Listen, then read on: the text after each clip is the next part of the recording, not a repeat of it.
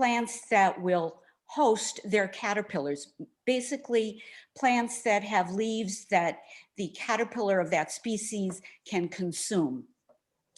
These plants are generally native. And so what I mean by native is that a plant has been grown in a particular area for thousands of years. So you would want to, given that we live here in Connecticut, you would want to focus on Connecticut native plants. And on this plant, the female of the species lays eggs so that upon hatching, the caterpillar can easily find its food, which is the leaves of the plant. Adult butterflies, on the other hand, do not consume leaves. They consume nectar, and the nectar is found in flowers with high quality nectar. We call these nectar-rich flowers. Unfortunately, not all flowers are nectar-rich. So if in my garden I only had plants with nectar-rich flowers, so if in, for example, the monarch butterfly, the host plant for the monarch is milkweed. And I have a number of nectar-rich flowers that it likes.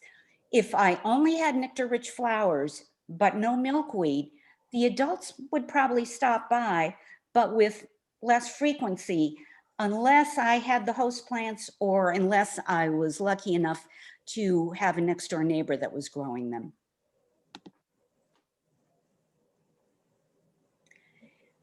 Today I'm going to focus on 6 butterfly species and the plants that host their caterpillars. These 6 butterfly species are my favorites because of all the butterflies in my garden in Roxbury. They're the largest and they're the most colorful.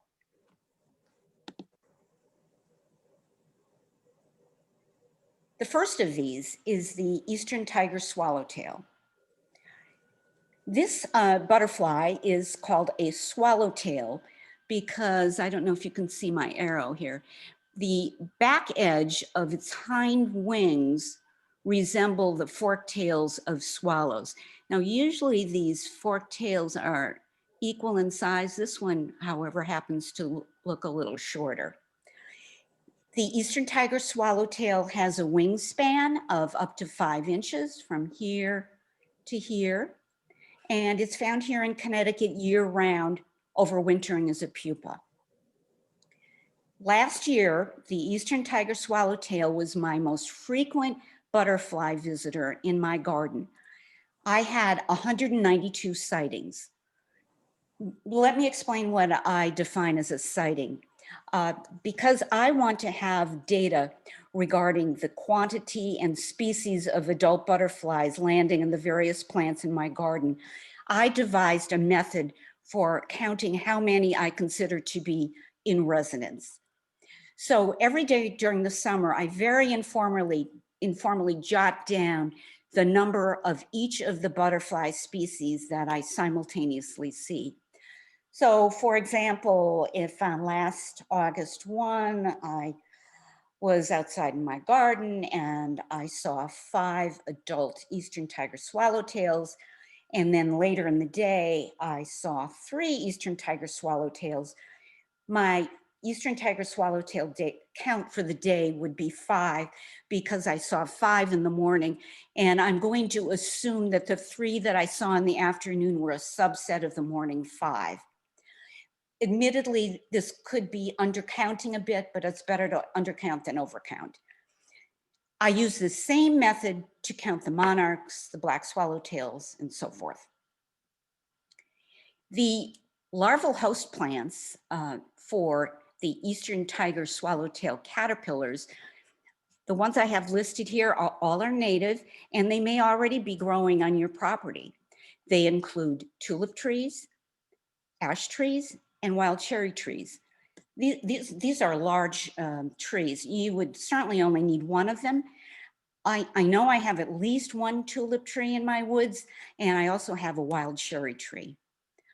And just for your information, in my photos here on the left, the flowers shown are nectar-rich flowers. These are not the host plant. On top, we have a coneflower, And on the bottom, we have Phloxgena.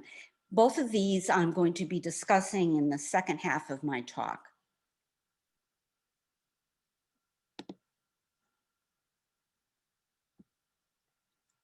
The next butterfly is the iconic monarch. This butterfly is smaller than the eastern tiger swallowtail with a wingspan of up to 4¼ inches. And this is the butterfly that makes those 2 incredible long distance journeys every year. Last fall, the final monarch generation of the year migrated south in order to escape our cold northern winter. And they traveled to the high altitudes in central Mexico, where they overwintered as adult butterflies. Then early this year, very late February, early March, they started flying north into Texas, where the monarchs mated, they laid eggs on milkweed, their larval host plant, and then they died. Those eggs hatched 3 to 5 days later, and then became the first generation of 2021. Successive generations are in the process of making the trip further north. And I got on a website, journeynorth. Either .net or anyway, they show the progress of the monarch. And I see on the East Coast, they're as far north as the Carolinas. And in the Midwest, they've even gotten as far north as Ontario. Last year was not a good year for monarchs. It was my second most frequent butterfly visitor. I had 64 sightings versus about 3 times as many in 2019 when I saw 172. And there are many theories regarding the reason for these lower numbers. First of all, there was a late start to their 2019 migration to Mexico. And so that meant that along the way, those nectar-rich flowers were past their prime and not producing quite as much nectar. And then these poor things, if they finally made it as far south as Texas, they were experiencing a drought there, and the flowers were, again, not producing as much nectar as normally they would have. In any case, the monarch species has been in a steady decline since the mid-1990s, and in fact, last year was classified as an endangered species. The flower here shown in my photo is not milkweed, it's a zinnia, and it's another nectar-rich flower that I'm going to mention later. I should point out that this zinnia is a single zinnia. It has fewer petals than some of the fuller double zinnias. The advantage to a single zinnia versus a double is that the butterflies, as well as other pollinators can more easily access the nectar.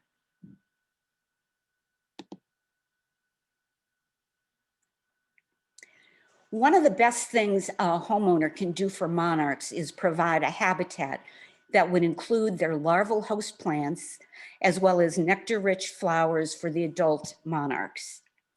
So as I mentioned before, the larval host plant for the monarch is milkweed. Milkweed is the only source of food for the monarch caterpillars. If here in Connecticut, there was no milkweed, there would be no monarchs. If you decide to grow milkweed, I think at least initially, you should focus on one or more of our native milkweeds. There are 10 native milkweeds. I have or am in the process of trying to grow 7 of them. I heartily recommend 3 of them because they're the easiest to grow and also to find in our local nurseries. They include common milkweed, swamp milkweed, and butterfly weed. Now, all of these, all 3 types require full sun. Full sun is defined as 6 or more hours per day, or part sun. Part sun is 4 to 6 hours per day. but they can all do well in soil that that retains a medium amount of water. However, they differ a little bit in what they'll tolerate in terms of water. Common milkweed can grow in a drier area of your yard. Swamp milkweed, however, as its name suggests, it can grow in very wet soil. Doesn't have to. I have swamp milkweed growing in raised beds next to my house. It gets a medium amount of water. Butterfly weed, what I really like about butterfly weed, is that it flourishes in soil that retains a very little water, as well as it survives and does very well in a situation where there's practically no water. This is a drought tolerant plant. So I currently am growing butterfly weed in a meadow area that's a distance from my house. It's the last place in the world that I want to be carrying buckets of water out to, but it doesn't need it, and it does really well.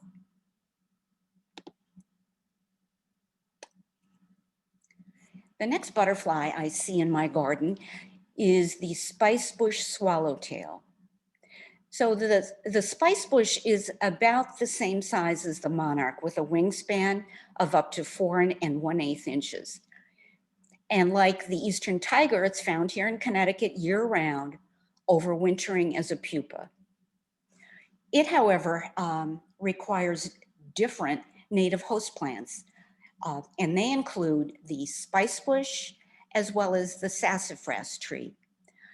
I have spice bushes, and one day last summer I was walking past them and I noticed some folded up leaves, and I knew what to expect if I opened up that leaf. So I very carefully opened it up. And what I saw is pictured in the lower right-hand corner. I saw one of its caterpillars. And the fun thing about these spicebush swallowtail caterpillars is that they have these large eye spots. They have 4 of them, and they're false eyes.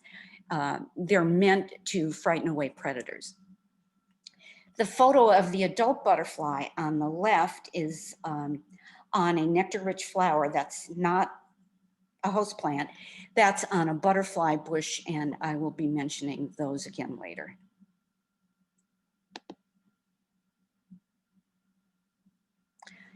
Next, we have the black swallowtail. The black swallowtail is about the same size as the spicebush, with a wingspan of up to 4 inches, and it's also here in Connecticut year-round, overwintering as a pupa.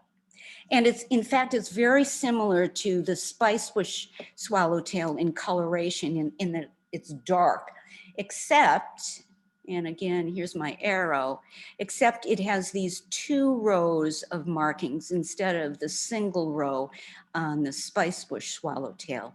And it also has this characteristic dot on the top of each forewing. And the underside of the spicebush swallowtail is also a little different. It has a series of orange dots, and in a particular location, the dot is missing on the spicebush. One of the native host plants for the black swallowtail is golden Alexander. I have 1 golden Alexander plant, and I didn't see any black swallowtail activity on it last year. I think probably I need to have more than 1 of these plants for the black swallowtail to be able to find it and lay eggs on it. However, the black swallowtail also has non-native plants as host plants, and these include parsley, dill, Queen Anne's lace, and fennel. Every year I grow parsley, and I saw the black swallowtail caterpillars on that last year. I also have Queen Anne's lace in my yard, and in the bottom left, I have a photo of my meadow, and you can see one of the black swallowtail caterpillars on the Queen Anne's lace.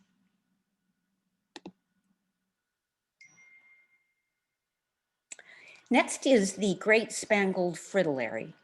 This is the smallest of the butterflies I'm talking about today, with a wingspan of up to 3 inches. It also is found here in Connecticut year-round. However, it overwinters as a young caterpillar. Its native host plants include violets. It includes the common blue violets that that are growing wild in your lawn in the spring.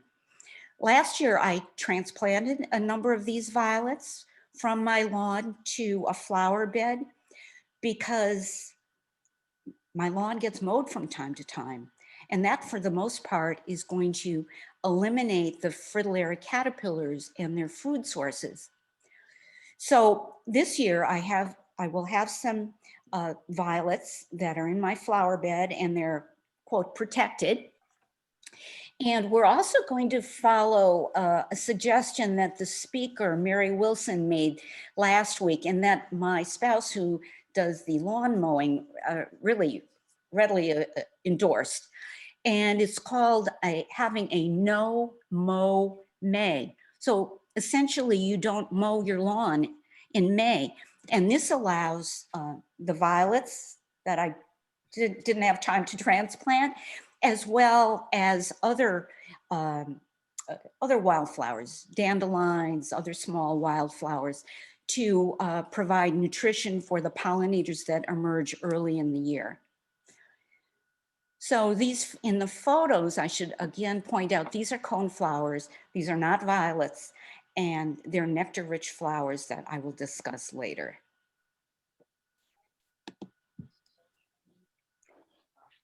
The last of the butterflies, but certainly not the least, is the giant swallowtail. The giant swallowtail is the largest US butterfly with a wingspan of up to 6 inches. It's a full-time resident of states further south of here, like Pennsylvania. And depending on how harsh our Connecticut winter is, maybe some years it's a full-time resident here. Its host plant includes the common hop tree that's also known as a wafer ash. This is sort of a medium-sized tree with a height of up to 20 feet. Every year I do not see many giant swallowtails. Certainly a big factor is that I'm not growing one of its host plants. I don't have one of those hop trees. I would like one, but at this point I don't have them. Last year I saw them 7 times. I had 7 sightings, and I think in 2019 I had about the same number. So here's the giant swallowtail from some other angles.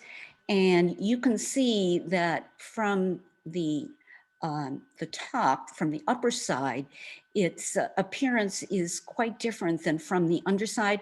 The upper side, this almost looks like a mask. And just for your information, this is in my garden, and it's on pentas. These are nectar-rich annuals, and again, I will mention them later. So those are the 6 largest and most beautiful butterflies in my garden, and the host plants that you need to provide food for their caterpillar stages.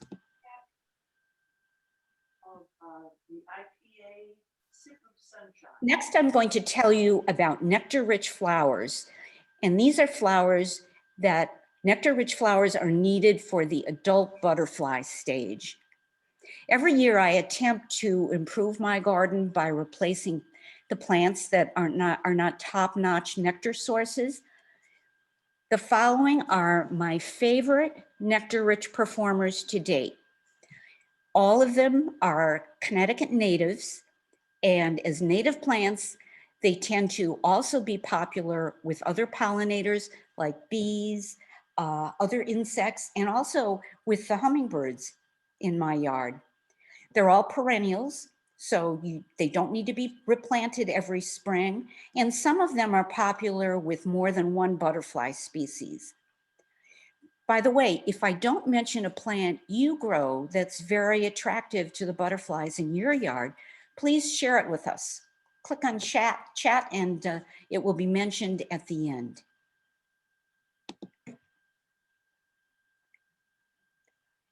The first of my recommended plants is Garden Phlox Gina. The Latin name is Phlox paniculata Gina.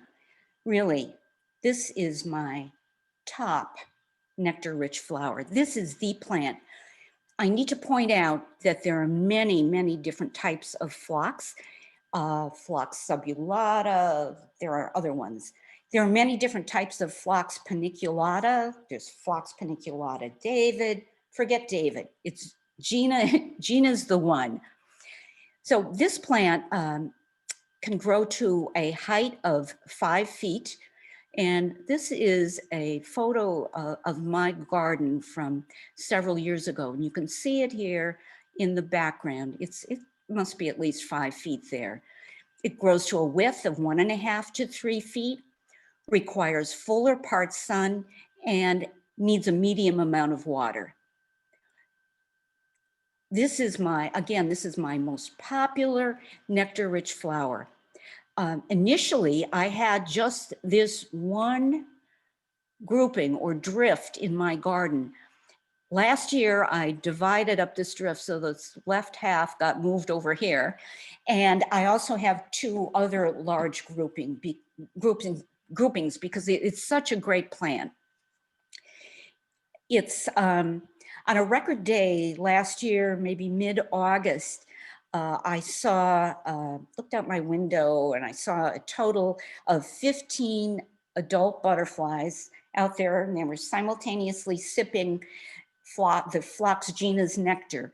There were 12 eastern tiger swallowtails, 1 spicebush, 1 monarch, and 1 fritillary. The giant swallowtails also like this plant.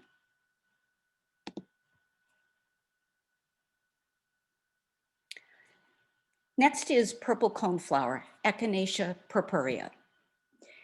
I showed you photos of adult butterflies on this plant earlier in my presentation. It can grow to a height of 5 feet, 1.5 to 2 feet wide. It really does best in full sun, but can exist in a shadier condition as well. And it grows in soil that's dry to medium. One of the nice things about this plant is that in the fall, when it's no longer producing any nectar, the butterflies are totally done with it, the goldfinches continue to enjoy it, eating the flower seeds. And so here we see on the lower right, a monarch in my garden on the coneflower.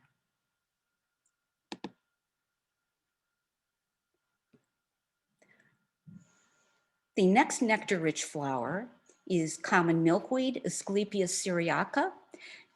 I mentioned this earlier. It's a host plant for monarch butterflies. And when it's in bloom, it's also a nectar plant for monarchs as well as other pollinators. It's very attractive to butterflies and other pollinators. It grows to a height of 5 feet. And over here, this is a photo, one of my raised beds. You can see here a monarch enjoying its nectar. Does well in fuller part sun. I don't think any of my milkweed is in full sun. It's all in part sun and it does great. Requires a medium amount of water, or it can do well in a dry situation as well. One of the advantages to this plant is that in addition to attracting pollinators, of course, it has these fragrant flowers. So if you have a grouping of them, it's sort of a vanilla-like fragrance. It's very pleasant. There is, however, a disadvantage to this particular milkweed, Asclepias syriaca. This plant can be invasive. So you're going to want to carefully choose where you initially plant it. Initially, I planted it in raised beds in front of my house. and it's now regularly growing in the pathways between the raised beds. I also have an area of my yard that is not manicured at all. It's just a lot of tall weeds. This would be the absolute perfect spot to get this started, and it can invade as much as it wants. That would be a great place for it.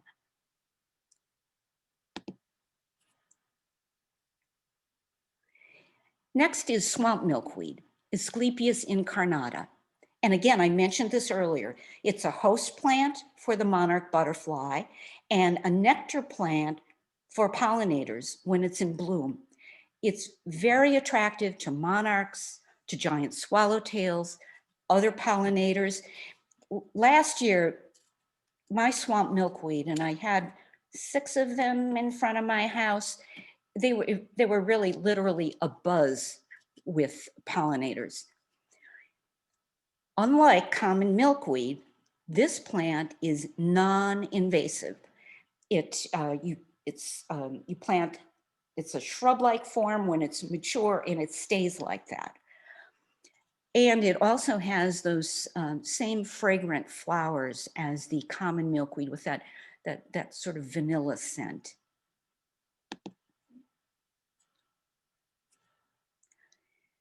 Next is butterfly weed, Asclepias tuberosa. I mentioned this earlier. It's a host plant for the monarch butterfly, and when it's in bloom, it's a nectar plant for other pollinators. This is a much shorter plant, growing to a height of 2.5 feet, fuller part sun, drier medium soil, and one of the big advantages is that it's drought tolerant.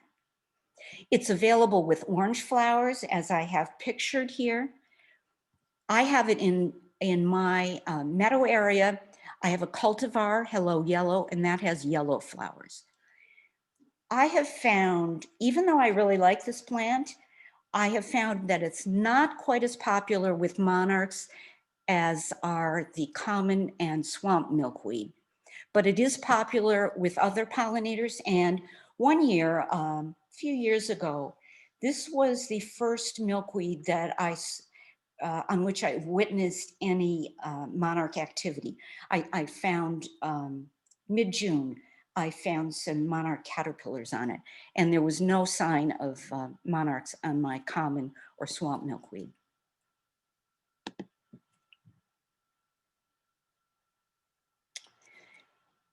Earlier, I mentioned Phlox paniculata.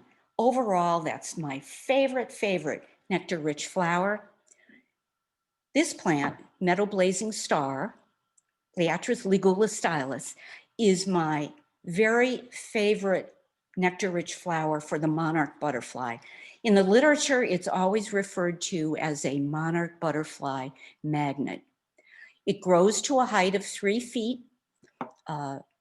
grows up to 2 feet wide, requires full sun, and does well in a situation that's dry or retains a medium amount of water. And here you can see monarchs. Again, this is in my garden.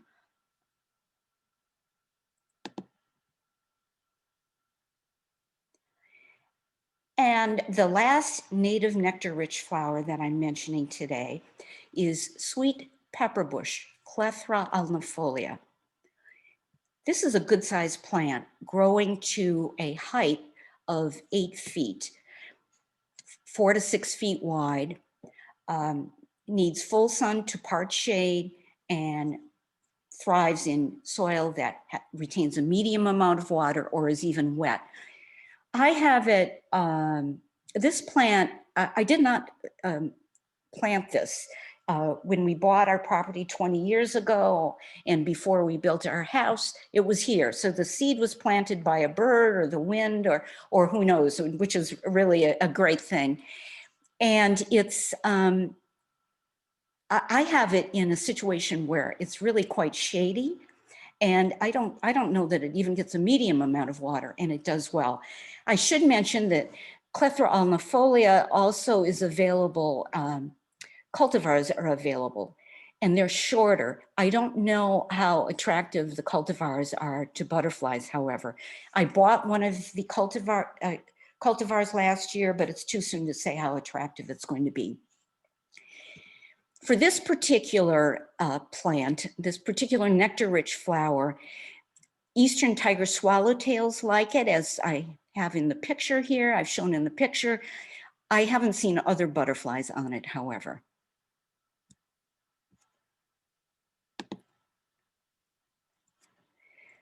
So those are my 6 favorite native nectar-rich flowers that I have in my garden.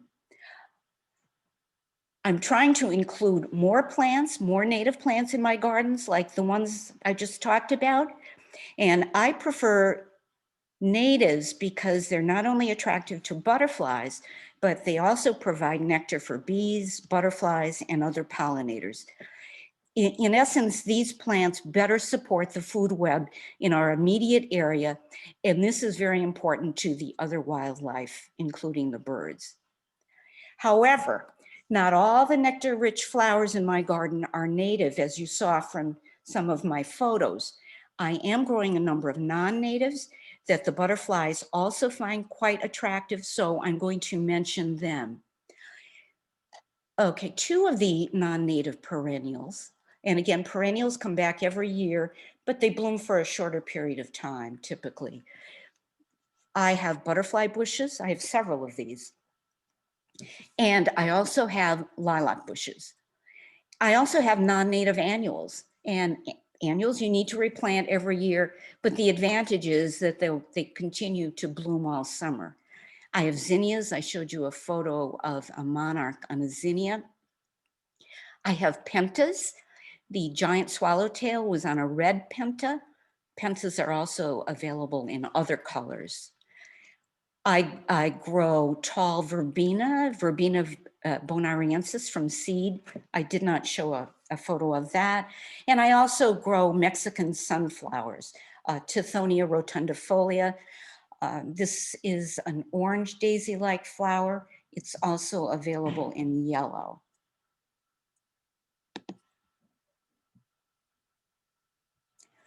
So in summary, what can you do to help the butterflies?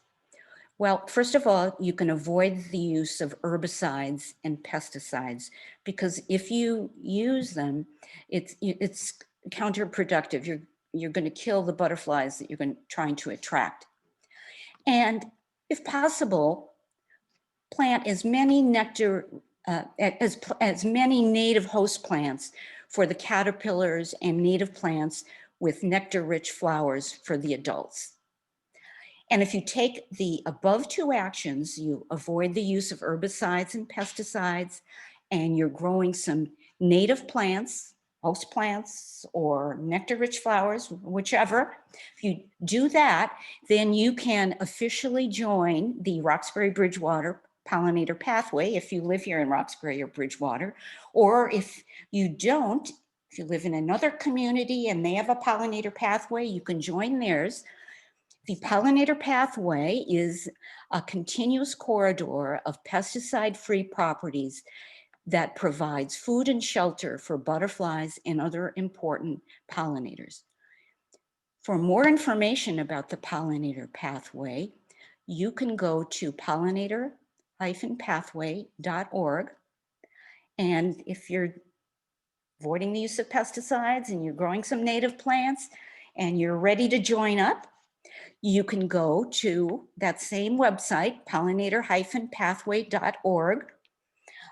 You can click on pollinator pathways, click on Connecticut pathways, and scroll down to Bridgewater, Roxbury and Bridgewater, and you'll get on our web page. Click on Join Now. It'll take you about 30 seconds to fill out the form.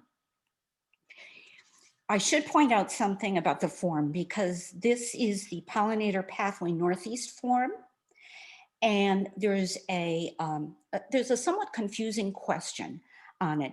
It asks if you want to be included on the public pollinator pathway map. And so what that means is that we have maps of Bridgewater and Roxbury. And if someone is doing the above two things, and they want to be on the pollinator pathway, and they want to be included on the map, there will be a little flower symbol in the approximate location of their property. So I live at the end of a dirt road in Roxbury. There'll be a little flower there. There will be no other information about my property. Or if in fact you want all of your information kept private, you want us to know that you're avoiding pesticides and you're growing native plants, you don't want to be on the map, that's fine too. Just select no.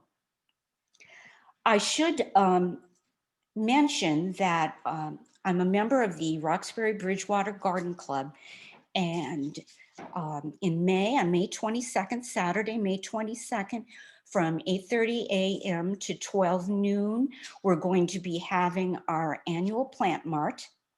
And at the plant mart, we're not only going to be selling many wonderful plants that the members had in their garden, and they expanded to an area where they didn't want them, and they dug up, and there are going to be plants started by the Chappaqua High School Agri-Science Academy. They're going to be selling those.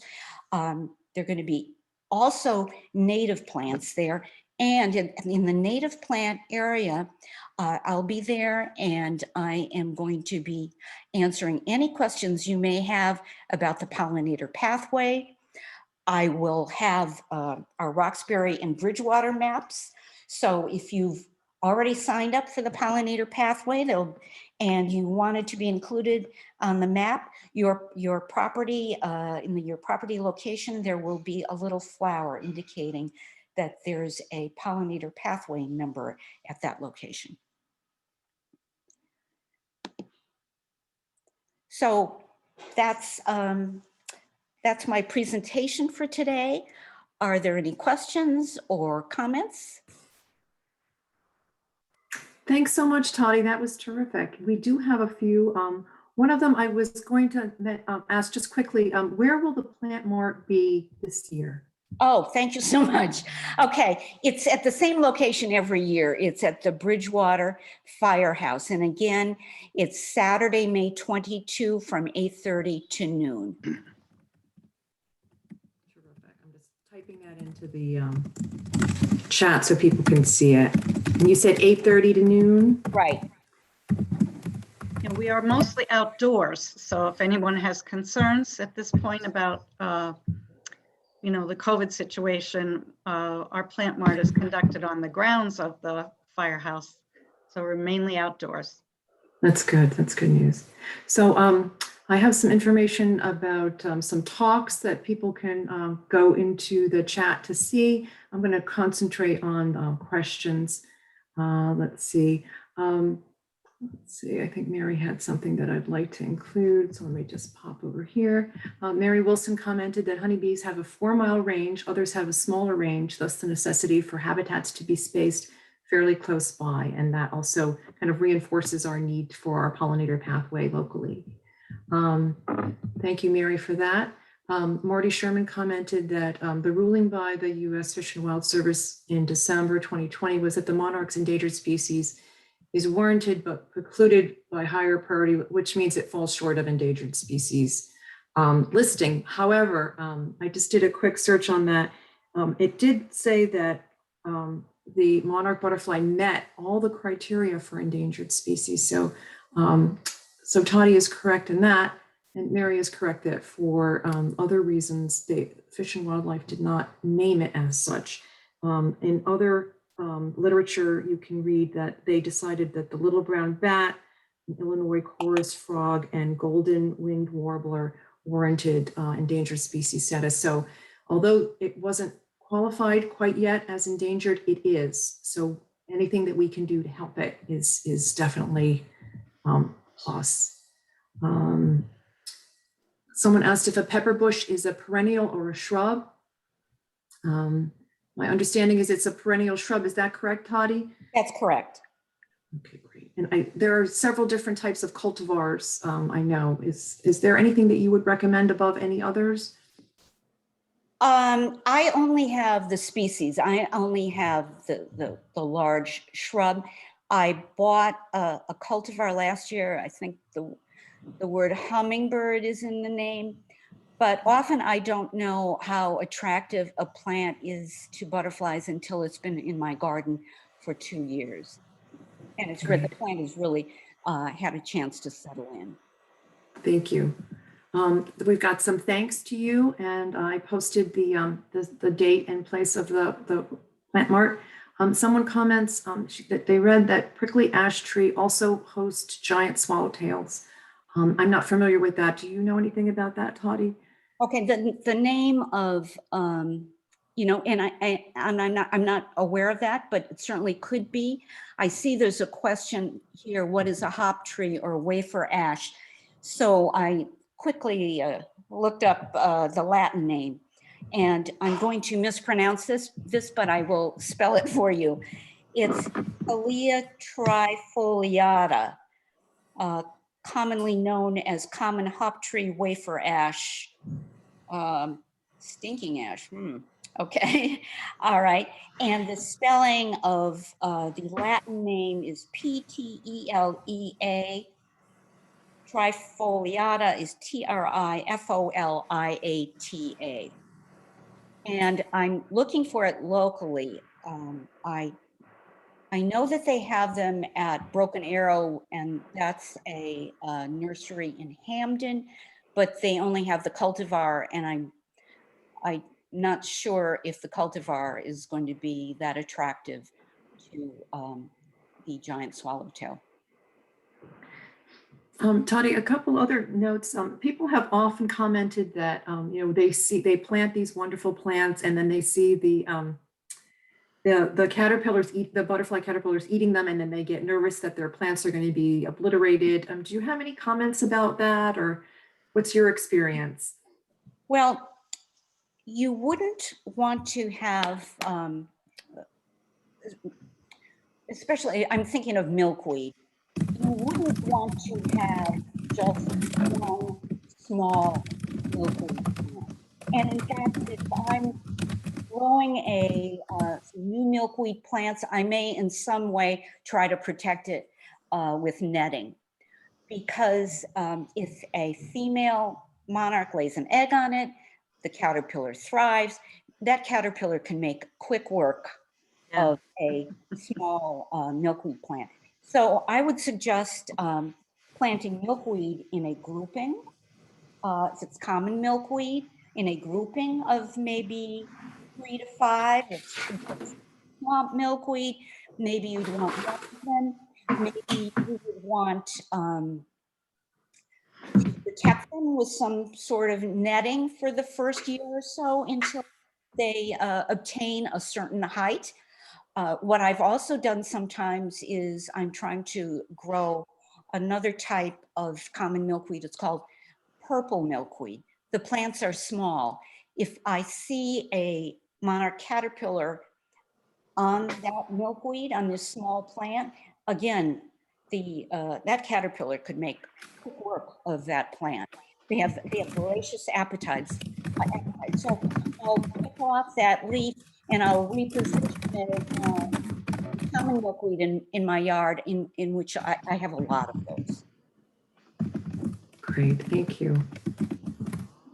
Does anyone else have any questions? I see a question here. Oh, here it is. Where's the plant? Okay, we answered that. Anything I missed? Great. Here's one. Roxbury Land Trust Garden. Yes. So that is at our River Road Preserve, and it's near the pond. So feel free to come visit. I haven't personally checked it out since winter. I am remiss in that, so might not be quite as good looking as I'd like, but we're going to open it formally on July 24th, and we will have the landscape architect there to answer questions and to explain why she selected certain plants. So do come if you can. That'll be great. Her name is Karen Copperthwaite, and she's lovely, and she's just really, really helpful. Our next talk next week, April 17th, will be Uncovered Secrets of Planning and Installing a Meadow by Adrian Caruso and Bob Lambert. So if you would like to sign up for that, please do email Barbara at roxburylandtrust.org. She will send you an email link, and she'll also include the Pollinator Pathway site link again. Toddy, I would just like to thank you so much for this beautiful presentation. It was just so nice to see flowers and butterflies. I know we're getting close here, but not yet. So thank you so much for preparing this. It's just lovely. My pleasure. Thank you, Toddy. That was awesome. Very well presented. Thanks so much. All right, everyone. We hope to see you next Saturday. And in the meantime, don't forget to get out and take a look at your gardens, but don't clean up too much because that's where all the caterpillars are still. Absolutely. Take care. Enjoy. I know. Bye. Bye.